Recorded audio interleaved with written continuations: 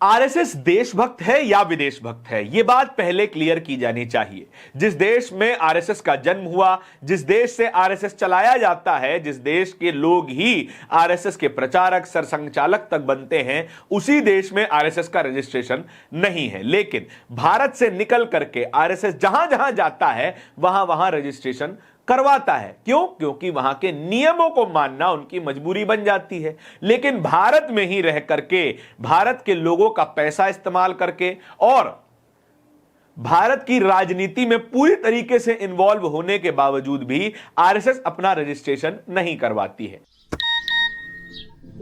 रिंकू, हाँ जी, ये देख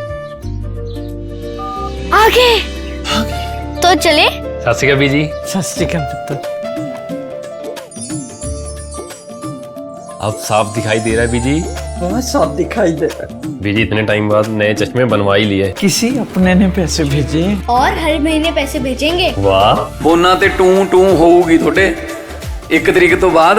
ਇਹ ਤੁਹਾਡੇ ਪੈਸੇ ਨੇ, ਇਹਦੇ ਨਾਲ ਕੋਈ ਅਮੀਰ ਨਹੀਂ ਹੋ ਜਾਣਾ ਤੁਸੀਂ। ਮਾਵਾਂ ਭੈਣਾਂ ਨੂੰ ਸਤਿਕਾਰ ਦੇ ਕੇ ਮੈਨੂੰ ਖੁਸ਼ੀ ਮਿਲਦੀ ਹੈ ਇਸ ਗੱਲ ਦੀ। मुख्यमंत्री माँ बेटी सत्कार योजना, आपका अपना भगवंत मान। एक ऐसी ही खबर सामने आई है। वायर पर छपी कुणाल पुरोहित की रिपोर्ट यह बताती है कि भारत को छोड़ करके दुनिया भर में जहां पर भी आरएसएस या उसके अंग काम करते हैं, वहां पर 80% जगहों में आरएसएस ने रजिस्ट्रेशन करवाया है।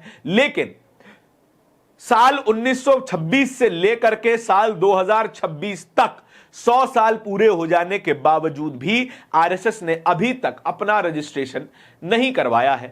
ना तो उसके मेंबर्स का कोई रजिस्ट्रेशन होता है, ना ही कोई ऑफिशियल रिकॉर्ड होता है, सिवाय उसके ऑफिस बेरर्स को छोड़ दिया जाए तो।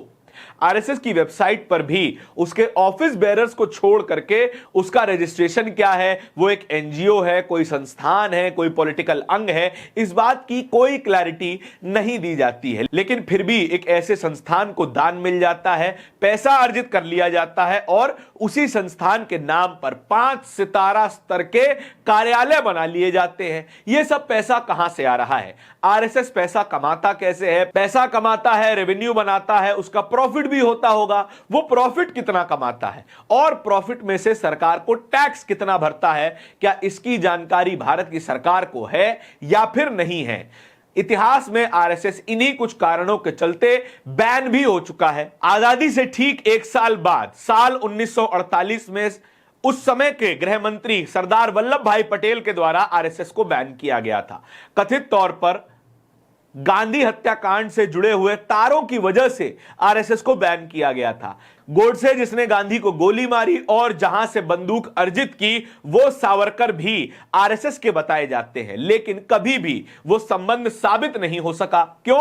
क्योंकि रजिस्ट्रेशन नहीं था, क्योंकि उसके किसी भी मेंबर का ऑफिशियल मेंबरशिप या फिर मेंबरशिप नंबर नहीं होता, जैसा कि किसी और संस्था में होता है। फिर चाहे वो कोई राजनीतिक दल हो, कोई सामाजिक दल हो, या फिर कोई कॉरपोरेट कंपनी हो, प्राइवेट कंपनी हो, या फिर फैक्ट्री हो, हर एक सदस्य का नंबर होता है, सदस्य की सदस्यता होती है। लेकिन आरएसएस की कोई सदस्यता नहीं होती। यह भी एक कारण था कि आरएसएस पर कभी भी गांधी हत्या का इल्जाम साबित नहीं किया जा सका। फिर बैन हटा लिया गया। फिर साल आता है 1975 का, इमरजेंसी लगाई जाती है इंदिरा गांधी के द्वारा।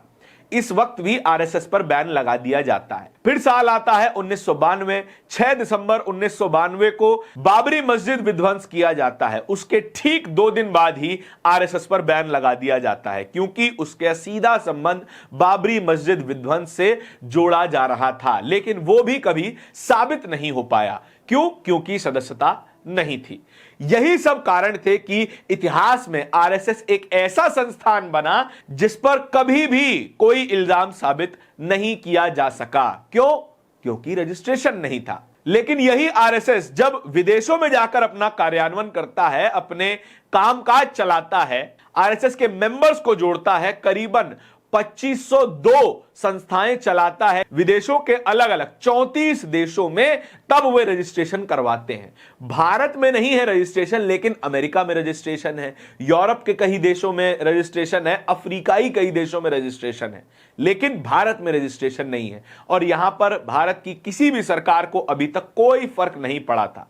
भला हो कर्नाटका के गृह मंत्री प्रियांक खड़गे का कि उन्होंने आरएसएस के रजिस्ट्रेशन के बारे में कम से कम सवाल तो पूछा, कम से कम एक चिट्ठी तो भेजी, कि आरएसएस के सरसंघ चालक मोहन भागवत को भी यह जवाब देना पड़ गया कि भारत की सरकार हमसे रजिस्ट्रेशन नहीं मांगती तो हम रजिस्ट्रेशन नहीं करवाते हैं। यह एक ठिठुरई है कि हम जानते हैं कि हमारा रजिस्ट्रेशन नहीं है, लेकिन फिर भी हम रजिस्ट्रेशन नहीं करवाएंगे, और अगर करवा लेंगे तो फिर इल्जामों को साबित करना और ज्यादा आसान हो जाएगा। कुणाल पुरोहित की यह रिपोर्ट और क्या क्या बताती है, विस्तार से आपको समझाने की कोशिश करता हूं। कुणाल पुरोहित अपने ट्विटर हैंडल पर एक थ्रेड लिखते हैं जिसमें उन्होंने अपनी स्टोरी का एक अंश भी साझा किया है। उन्होंने क्या लिखा? The RSS has refused to register itself in India but it has 2502 affiliates across 38 countries। माफ कीजिएगा, मैंने 34 बताया, लेकिन 38 कंट्रीज हैं। And guess what, outside India 80% of affiliations are registered and even makes their taxes records public। 80% जगहों पर करीबन 30 देशों में आरएसएस ने रजिस्ट्रेशन करवाया है और अपने टैक्स रिकॉर्ड को भी सार्वजनिक किया है, लेकिन भारत में आरएसएस का कोई टैक्स रिकॉर्ड अवेलेबल ही नहीं है पब्लिक के लिए। यह स्थिति है, लेकिन तब भी भारत की सरकार को कोई फर्क नहीं पड़ता है। खैर, बेटा अपने पिता से कब तक ही सवाल पूछ पाएगा और कब तक हिम्मत जुटाएगा पिताजी से सवाल पूछने की। संदर्भ समझ में आया हो तो कमेंट सेक्शन में बता दीजिएगा। Outside India it's affiliation behave quite differently from the way RSS does. They make their tax returns public, reveal their donation list and disclose their activities too, all things that RSS doesn't do here। कहां से पैसा आता है, कितना पैसा खर्च होता है और क्या क्या चीजों में पैसा खर्च होता है, इस हद तक आरएसएस विदेशों में जाकर के सच बोलता है, लेकिन भारत में यह सच बोलने में उनकी देशभक्ति कुछ फीकी पड़ जाती है। कुणाल पुरोहित का यही ट्विटर थ्रेड को ट्वीट करते हुए रवीश कुमार वरिष्ठ पत्रकार क्या लिख रहे हैं? यह तो नया एंगल आ गया कहानी में। आरएसएस का राष्ट्रवाद यहां फंस सकता है।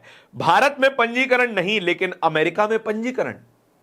खैर, अमेरिका की सरकार के पास वो चाबुक है जो कि आरएसएस तो क्या, आरएसएस से जुड़े हुए तमाम नेताओं की कमर पे उतनी ही कड़ाके से बज सकता है जितना कि उनके अपने नेताओं की कमर पर बजता है। भारत का वो हंटर सालों पहले, करीबन 12 साल पहले ही खाक में मिल चुका है। इस पूरी खबर के बारे में आपके क्या विचार है, कमेंट सेक्शन में बता जरूर दीजिएगा। और इसी तरह की खबरों को देखते रहने के लिए बोलता हिंदुस्तान को सब्सक्राइब जरूर कीजिएगा। बहुत बहुत शुक्रिया।